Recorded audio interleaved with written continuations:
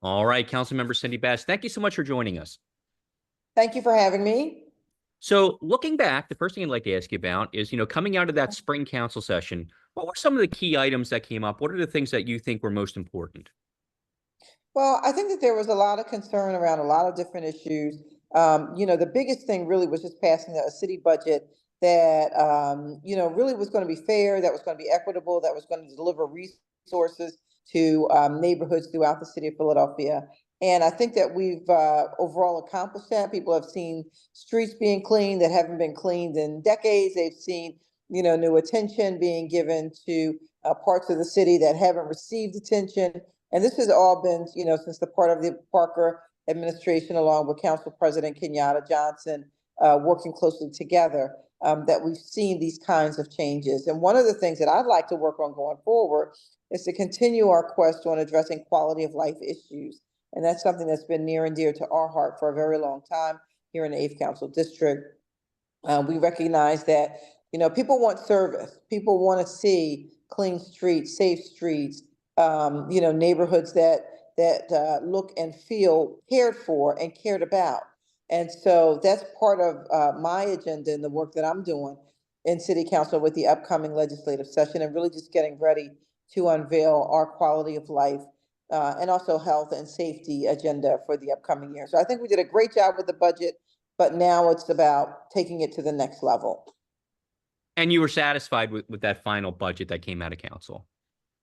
I was. Listen, there's always something that you think, I wish we got more here. I wish we did more there. I wish we, made this investment or that investment. But, we'll come back at it and take another bite at the apple.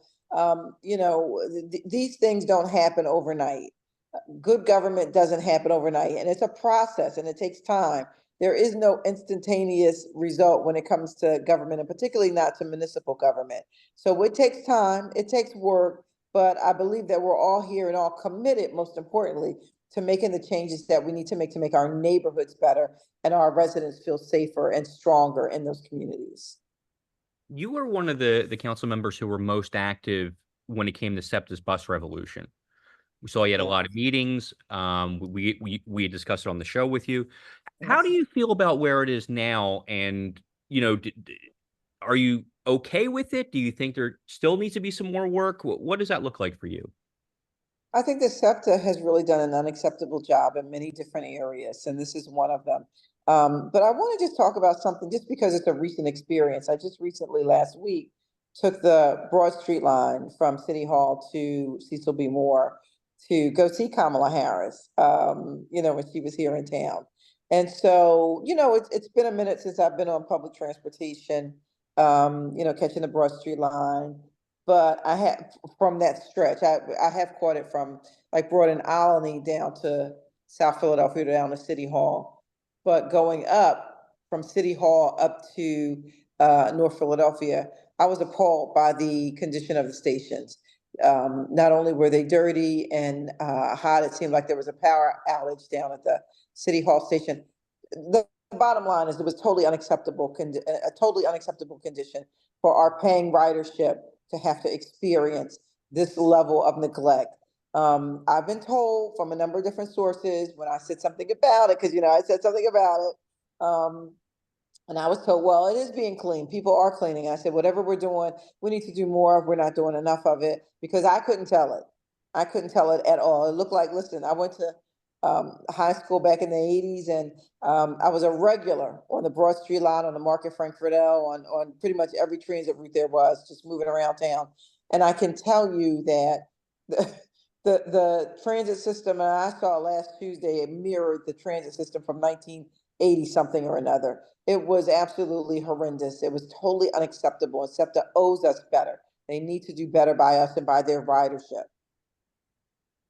Yeah, and that's what we keep hearing as well from Yeah, people. I, So I'm go ahead, Councilmember. I'm sorry. Well, no, I was just going to say, I am concerned, greatly concerned about the visitors who came into our city on that day, who took public transportation to go see Kamala Harris, because there was no moving around via vehicle. So a lot of people took the Broad Street line to get up there to see her. And I am mortified at the thought that they saw what I saw.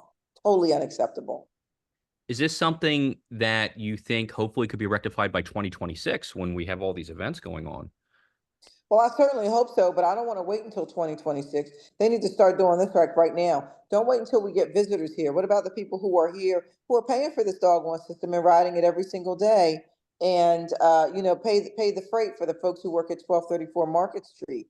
Like, they deserve a clean system, and it shouldn't be that we get a presidential candidate, or we get Philadelphia 250, or one of these other big celebrations, the World Cup soccer, to come through, that all of a sudden we decide to clean up. Like, listen, you've got company you're supposed to clean up, right? The SEPTA's got company every single day. They can do better. They need to do better. So you are the chair of the Rules Committee, which has a pretty wide mandate. What Yes. are some of the things that go into that committee, and how do you utilize that committee as the chairperson? Well, I have to tell you, rules is something that's new to me. Prior to this, I was the chair of Health and Human Services, where we did a lot of work with DHS and the prison system and the CUA systems, and the health department. There was a lot under that, and I was also the chair of Philadelphia Parks and Recreation, and we fought around rebuild, making sure that our playgrounds and neighborhoods get the resources that they deserve. All of our neighborhoods get what they deserve. But rules is a little bit different. Rules is the primarily the committee that handles land use, zoning, things of that nature. And so it's very broad, but it's also in some ways very specific.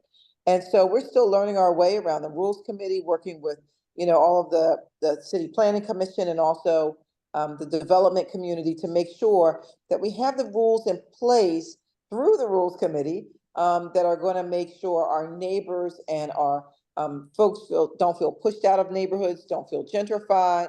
So that's something that we're working on now, being the chair for the last 8 months. And as you know, we've been out since June, but still working to try to figure out, how do we make the rules committee something that works for the average everyday Philadelphian, who is worried about their taxes, worried about property values going up, worried about the effects that development has on their property taxes and how all of that is related. Worried about that big building that's coming, next door down the block. Worried about changes and how are they going to affect me and my neighborhood. And also, how do we get the things that Philadelphia needs zoning wise? So one of the problems that we have is, and this is related to rules, but it's somewhat a little bit off course, back to my old work in Health and Human Services. But one of the problems we have big time in the city of Philadelphia is that we don't have any sort of regulation, leasing, enforcement for programs and services that are zoned into our neighborhood. So, for example, recovery homes, let's say, halfway, well, maybe not halfway homes, but recovery homes, transitional housing, um, you know, uh, housing for homeless individuals, things of that nature. And so we need more of that. But one of the problems is we can't get more of it because the city of Philadelphia has done such a poor job in terms of making sure that all of our providers are good neighbors. We have some great providers. They do an excellent job. They provide excellent quality services. And then we have some that have not been doing a great job at all, and who have, who the neighbors would describe as a nuisance. And so how do we make sure that we get, bad actors to be good actors, and support the good actors with more programming that, as they need for our community? So that's something that we're looking at with the Rules Committee, to figure out how do we make those kinds of things happen. Okay. Now, one of the things we hear all the time is, council's quote unquote summer break. Ah! What is really going on over the summer for you and other council members? Well, I can tell you about my office, and but honestly, I can say I think I've seen every member of council all summer long. Like, like we work. I think it's something that used to happen way back in the day, where council would break, and then folks would go to the shore, offices would close down, people wouldn't be available or visible. And so there became this reputation that a summer break was like, like really a summer vacation.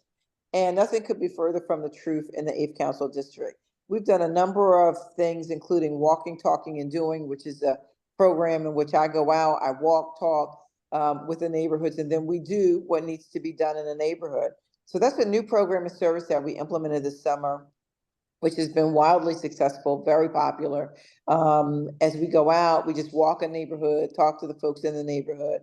They can point out to this, that, or the other thing that they think needs to be addressed, and we take that on. Another program that we had is Meet Us on Broad, which we unveiled this summer. And we set up our tent at various stops along the Broad Street line in my district. I stop at, my district goes from Lehigh to Broad Nominee, and actually it goes further up, but that's where the subway stops are. So we stop at Lehigh, Allegheny, Erie, Hunting Park, Logan, Wyoming, Alany. I think that's all of them. I think that's actually all of them. But listen, we set up a tent, 7 a.m. We're out there giving out resources, giving out information before you get on your train. Here, take some literature, something for you to read when you're on the train, something for you to read later, and know some of the services that are available to be of assistance to you. A lot of times people really just don't know where to go and what to do to get help. And so we want to put that information in their hands. And of course, we did our summer events all summer long. We did Jazz Funk Soul at Morris Estates, which is in Germantown. And we did that in the month of July. We had bands every single week. It was hugely popular. We had, several hundred people. I would say that at our lowest point, we probably had about 200, 250 people. So that's the first thing. And then we have Oldies in the Park, which is still going strong. We'll be out there this Wednesday. We run every Wednesday throughout the summer, and we want folks to come out. And that's at Vernon Park from 5 to 7. All of our events have free food. We have great entertainment. We have opportunities to win Dell tickets and zoo tickets and all kinds of other things. But most importantly, it's a chance to interact with our office, and also to see and talk to some of the other resource tables that are there. So, we just want people to come out, participate, and, come hang with us this summer. It's a summer with Cindy. All right, I'd like to bring you Denise Clay Murray here on Philadelphia Hall Monitor. Hi, Councilmember. Thank you for joining us. Thank you for having me. Now, you said that you took SEPTA to the Harris Waltz event at the Leah Core Center. I kind of want to talk a little bit about that event, because it was the day that that Vice President Kamala Harris announced her vice presidential pick. And it Yes. was not Governor Josh Shapiro, which a lot of people thought it was going to be. Right. And I was there covering the event, and I was asking people what they thought about the fact that it wasn't Governor Shapiro. Do you think that's going to make it harder for her to win Pennsylvania? Was it going to ever matter? And, how should people be thinking about this? I think people listen, the attention span of the electorate, we move along very quickly. And I think that people are excited. This is bigger than any one individual, any one person. Of course, I was Team Shapiro. But listen, if this is who she wants, who she feels is going to be good for the country, good for her as to be an effective leader, good for winning, good to be a winning ticket. I'm all for it. And I think that most people really do feel that way. As I had mentioned to you earlier, I don't think in any way, shape, or form that this is a loss for Governor Shapiro. I think he may not be the vice presidential pick, but I certainly think that this was a win for him for the future. But I think, going to this moment right here, right now, Kamala Harris has the running mate that she needs. I think that Walz is a great choice, and we're all 1,000% behind him. And again, we've all, we still love our governor, but we've all moved on very quickly to make sure that we win in November. Nothing is more important, and democracy really is on the line. We always say that every election is the most important, but this is the most consequential election of all times, and the stakes get higher and higher every single time we vote. So we need not forget that, and remember that as we go to the ballot box in November.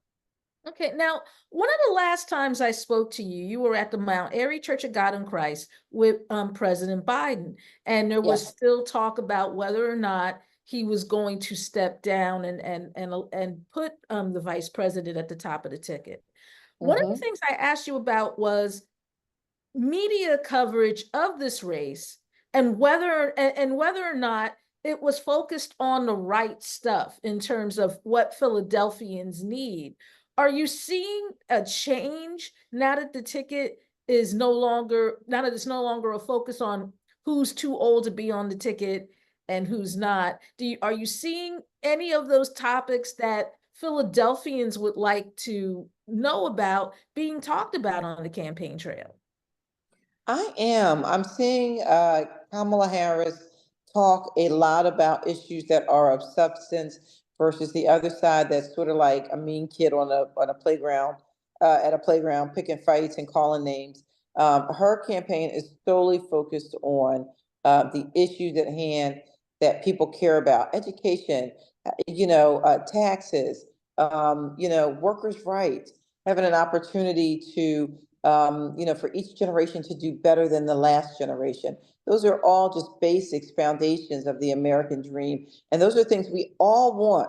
And I think that also, and going back to the vice presidential pick, I think that our vice presidential candidate, Walz, went to, I can't remember the name of the college, but I read the story about how, it was a college in his hometown that if you had a high school diploma, you could go. And I thought, isn't that what it's supposed to be for all of us, for everyone? Shouldn't we all have the opportunity to be able to go to college, to make sure our kids get that piece of the American dream? And I'm super excited to know that education is going to be a part of their platform, that they're going to be concerned and I think in some ways consumed based on the fact that this was a former high school teacher and also his path to college to get there. So I hear the concerns and the needs and the worry of the average everyday Philadelphian in this conversation. And again, I think that that's why she's ahead in the polling. I don't hear that on the other side. Like I said, I hear finger pointing, name calling, mean kid stuff. And it's like, okay, yeah, we're bigger than that. We need to know what you're going to do for us. And Kamala Harris and Governor Walz are the ticket that are going to really get us out of the economic burdens and financial strains that I think a lot of people see themselves in now. Now, you're going to be a delegate at next week's Democratic National Convention. Yes. Yes. What does a delegate do at the convention? What are you responsible for? Well, the biggest thing that we're responsible for is voting for the nominee and securing that nomination for Kamala Harris and Governor Walz. And so that's really the job of a delegate. But in between, there's all kinds of other things happening. There's, just networking, connecting with other delegates across the country to find out what are you doing in your hometown? What's happening where you are? What kind of strategies have you all developed to make sure that you get out the vote and that people turn out and you get the electoral turnout that you really need in your state? And so those are going to be some of the things that are going to be happening. And it's really also a big pep rally to pump up the troops and send them out and get them ready to hit the streets when everybody returns after the convention's over, and send the charge and say, hey, we've got to do something. We got to make sure there can be no guesswork. There can be no hopefulness.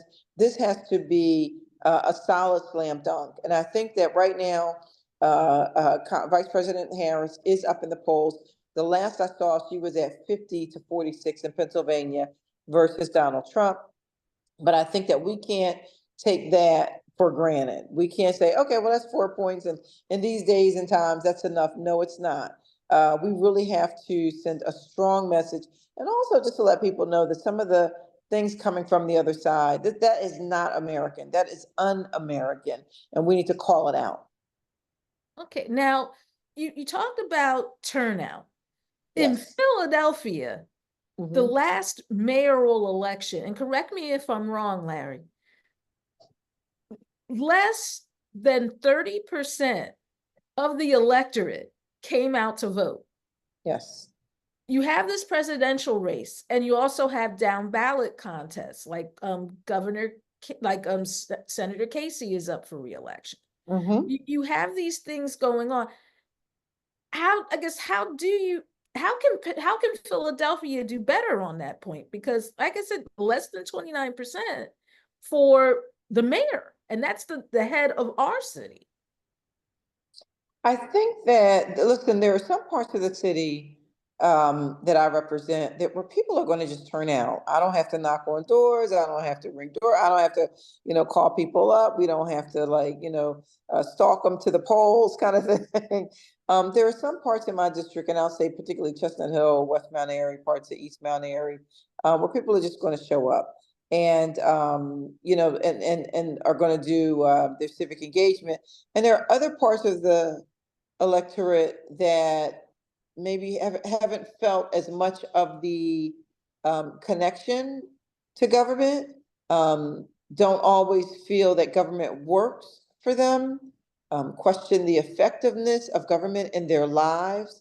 And those are the people that we need to really focus in on and give a level of attention to that that has not been received in the past. One of the things that I always hear, and it really kind of burns me up, is I'll hear, people say, well, elected officials, they really respond to people who vote. That, like when you vote, that's where they invest their time, and that's who they go to, and that's the sort of like the standard of where to go and who to talk to. And I feel just the opposite. It's the people who don't vote that we need to pay attention to, and they're not voting for a reason. They're not voting because government has not had the level of impact that we all want it to. And so, we have to be very intense and very methodical about pulling out that vote. We've done it before and we can do it again, but you really have to be very detail oriented on a micro level that's been unseen in electoral politics before. But we can do this. We can do this. I have no doubt.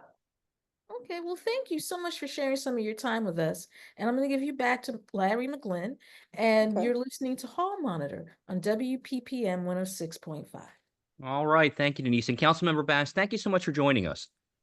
Thank you so much for having me. It's always a pleasure. My favorite two reporters. Thank you, Councilmember.